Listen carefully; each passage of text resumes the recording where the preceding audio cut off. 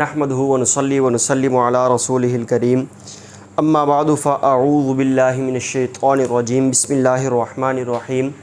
معزز و محترم سامعین و ناظرین، میں ہوں لقمان، آپ دیکھ رہے ہیں ہمارا فیس بک اور یوٹیوب چینل۔ آج ہم پارہ نمبر 27 کا خلاصہ بیان کریں گے۔ اس 27ویں پارے کے شروع میں اس بات کا بیان ہے کہ جب حضرت ابراہیم علیہ السلام کے پاس آنے والے جو اجنبی انسان تھے، وہ لباس بشریت کے اندر اللہ رب العزت نے فرشتے بھیجے تھے، تو ابراہیم علیہ السلام نے پوچھا کہ کس لیے تشریف لائیں، تو انہوں نے بتایا کہ ہم مجرموں کی ایک قوم کی طرف بھیجے گئے ہیں تاکہ ان پر پتھر برسائیں جو آپ کے رب کے نزدیک حد سے زیادہ تجاوز کرنے والوں کے لیے نشان زدہ ہیں۔ انہوں نے یہ بھی کہا کہ ہم اہل ایمان کو صحیح سلامت اس بستی سے نکال دیں گے اور اس میں مسلمانوں کے ایک ہی گھر ہے، یعنی حضرت لوط علیہ السلام۔ اس کے بعد فرعون اور موسیٰ علیہ السلام کا جو واقعہ ہے کہ فرعون اور فرعونی غرق ہو گئے، اس کا ذکر کیا ہے۔ قوم عاد و ثمود پر جو اللہ رب العزت کا عذاب آیا، اس کا ذکر کیا۔ اس کے بعد اللہ رب العزت نے اپنے نظام قدرت اور اپنی قدرت کی طاقت کو بیان کی ہے کہ ہم نے آسمان کو ہم نے اپنے دست قدرت سے بنایا اور ہم اس کو توسیع دینے والے ہیں۔ اس کے بعد اللہ رب العزت نے جنوں اور انسانوں کے مقصد تخلیق کو بیان فرمایا کہ کس مقصد کے لیے پیدا کیے گئے ہیں، یعنی اللہ رب العزت کی عبادت اور بندگی اور معرفت کے لیے ہمیں پیدا کیا گیا ہے۔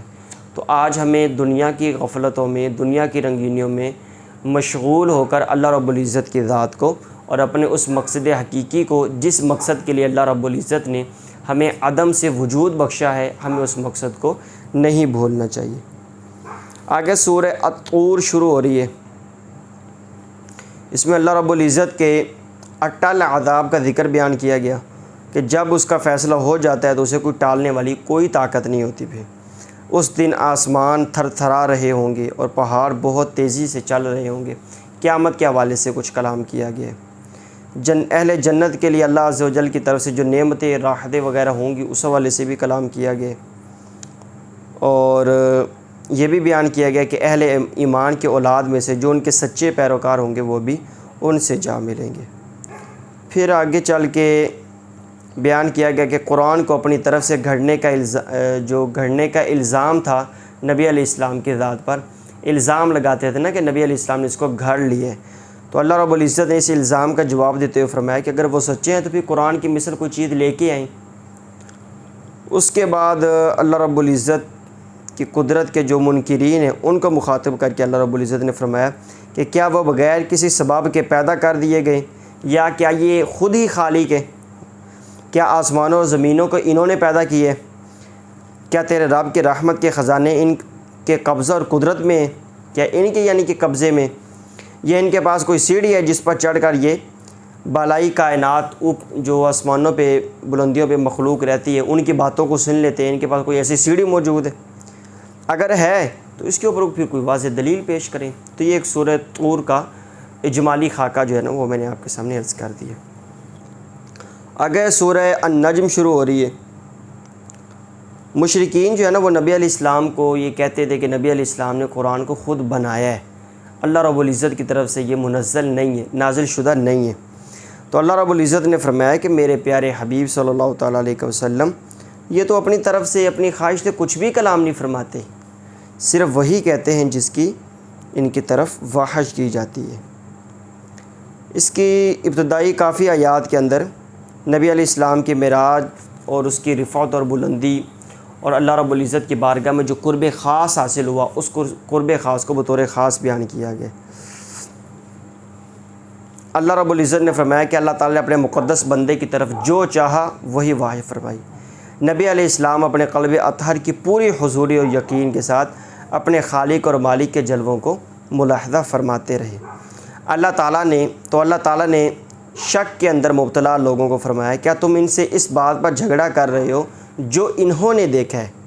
انہوں نے تو نور ازل کے اس جلوے کو بار بار دوسری مرتبہ بھی دیکھا ہے۔ وہاں جنات المأوا ہے، اور آپ صلی اللہ تعالی وسلم اپنے خالق کے جلوہ نور کو اس قدر توجہ کے ساتھ دیکھ رہے تھے کہ آپ کی نظر نہ کج ہوئی نہ بہکی، بالکل مکمل طور پر مکمل توجہ کے ساتھ اور پورے حضور قلب کے ساتھ اللہ رب العزت کے انوار و تجلیات کا مشاہدہ فرماتے رہے۔ اس کے بعد جو مشرکین کے باطل معبود ہیں اس کا رد کیا گیا ہے، اور یہ جو اللہ رب العزت کے لیے بیٹیاں ثابت کرتے تھے اس کا رد کیا گیا۔ اللہ تعالیٰ نے فرمایا کہ یہ صرف وہ نام ہیں جو تم نے اور تمہارے باپ دادا نے رکھ لی ہیں، اللہ تعالیٰ نے ان کے اوپر آسمان سے کسی قسم کی کوئی دلیل نازل نہیں فرمائی، اور اس کو گمان اور خواہشات نفس کی اللہ رب العزت نے پیروی قرار دی کہ یہ جو چیزیں ہیں نا، اس طرح کی جو باتیں کرتے ہیں یہ نفس کی خواہشات کی پیروی کرتے ہیں۔ اس کے بعد پھر نبی علیہ شفاعت کا ذکر بھی ہے کہ اللہ رب العزت کی اجازت اور رضا کے بغیر کوئی بندہ بھی شفاعت نہیں کر سکے گا۔ ظاہر ہے جو بھی کرے گا وہ اللہ رب العزت کی منشا کے مطابق ہی کرے گا اور اللہ رب العزت کے حکم کے مطابق ہی کرے گا۔ اس کے بعد اللہ رب العزت نے فرمایا کہ آیت نمبر 32 سے آگے کہ جو لوگ صغیرہ گناہوں کے علاوہ کبیرہ گناہوں سے بچتے رہتے ہیں انہیں بشارت دی گئی کہ آپ کا رب وسیع مغفرت والا ہے۔ اچھا، اس مفہوم کی نا ایک اور آیت بھی ہے کہ جو نیکیاں یہ گناہوں کو یعنی صغیرہ گناہوں کو مٹا دیتی ہیں۔ پھر مزید اللہ رب العزت نے فرمایا کہ اللہ تعالیٰ تمہیں خوب جاننے والا ہے، جب اس نے تمہیں مٹی سے پیدا کیا تھا اور جب تم اپنی ماؤں کے پیٹوں میں تھے، سو تم اپنی پارسائی کا دعویٰ نہ کرو۔ اپنے منہ یا میاں مٹھو بننے والی یہ بات ایک مسلمان کی شایع نشان نہیں ہے، اللہ رب العزت اس چیز کو پسند نہیں فرماتا۔ آگے اللہ رب العزت نے فرمایا اللہ تعالیٰ متقین کو خوب جانتا ہے۔ اس کے بعد پھر آگے فرمایا کہ کسی کے گناہ کا بوجھ کسی دوسرے پر نہیں ڈالا جائے گا، ہر شخص کو اپنے اپنے کیے ہوئے اعمال کا پورا صلہ دیا جائے گا۔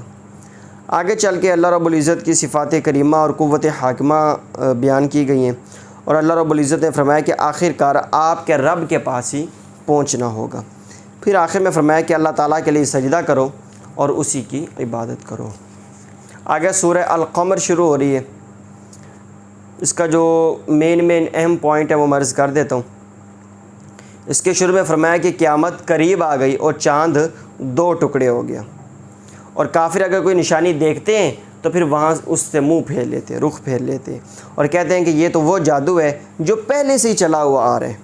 یہ شق القمر کا واقعہ نا، چاند ٹوٹنے والا، یہ تقریباً سن 8 سن ہجری میں سن نبوی میں یہ واقعہ ہوا ہے۔ اہل مکہ نے معجزے کا مطالبہ کیا تو نبی علیہ السلام نے یہ معجزہ دکھایا، تو انہوں نے دیکھا کہ چاند کے ایک ٹکڑا حرا پہاڑ کے ایک جانب اور دوسرا دوسری جانب ہے۔ یہ انہوں نے دیکھا کہ اس طرح ہو رہا ہے۔ بخاری، مسلم اور سنن ابی داؤد اور بہقی وغیرہ دیگر کتابوں میں موجود ہے۔ تو اس دور میں جس وقت یہ معجزہ ہوا کسی نے بھی اس واقعے کی صداقت کو چیلنج نہیں کیا۔ اس سورہ مبارکہ میں اللہ تعالیٰ نے 4 مرتبہ تکرار در تکرار کے ساتھ فرمایا کہ ہم نے قرآن کو نصیحت حاصل کرنے والوں کے لیے آسان کر دیا ہے، تو ہے کوئی نصیحت قبول کرنے والا؟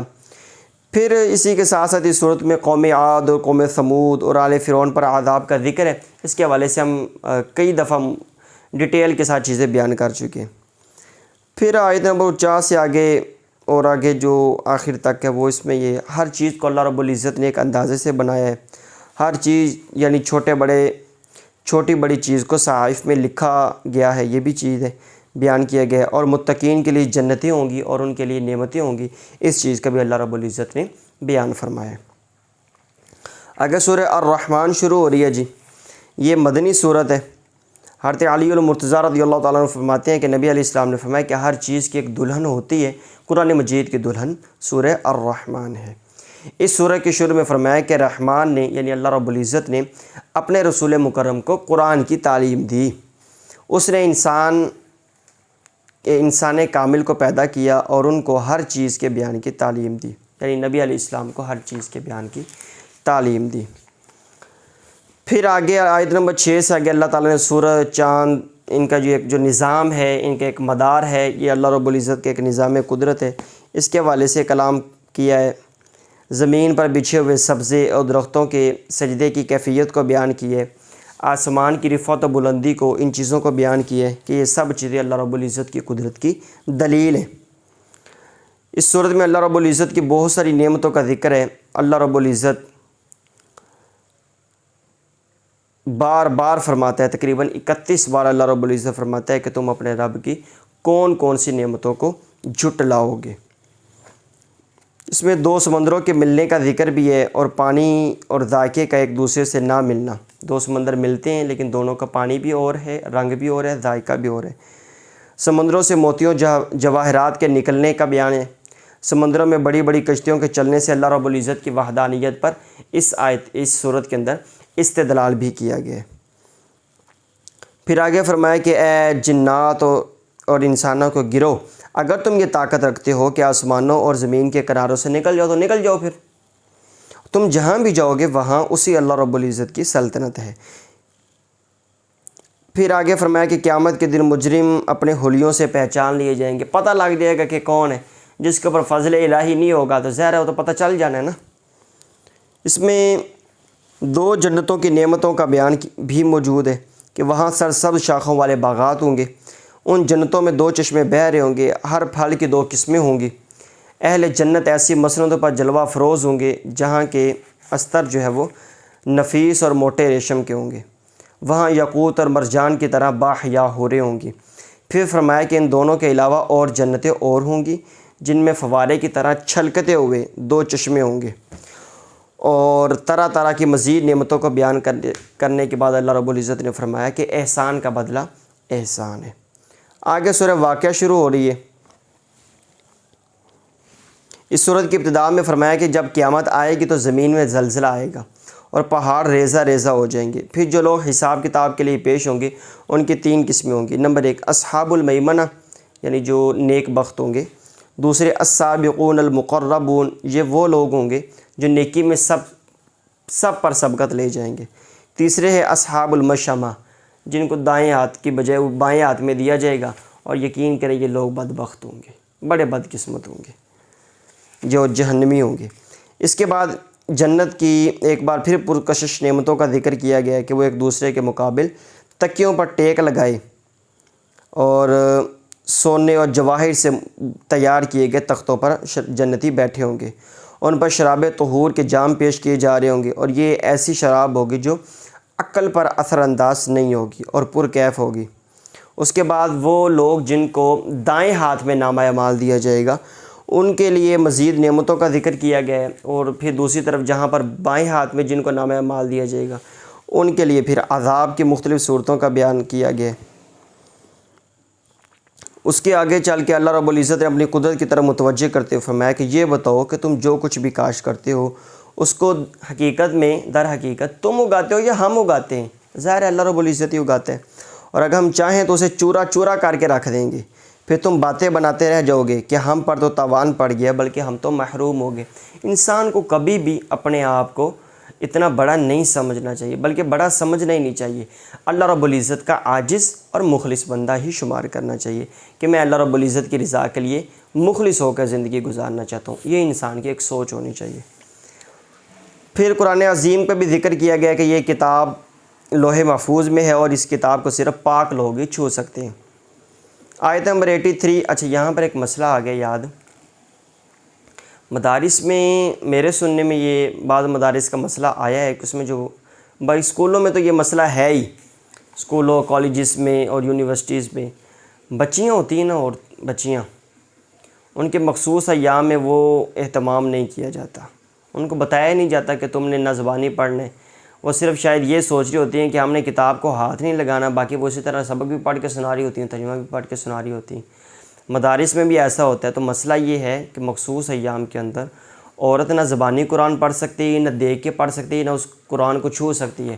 ترجمے کا بھی یہی حکم ہے کہ نہ ترجمے کو پڑھ سکتی ہے، نہ سنا سکتی ہے، نہ پڑھا سکتی ہے، نہ اس ترجمے کو چھو سکتی ہے مخصوص ایام کے اندر۔ تو اس چیز کا یہ لحاظ کیا جائے۔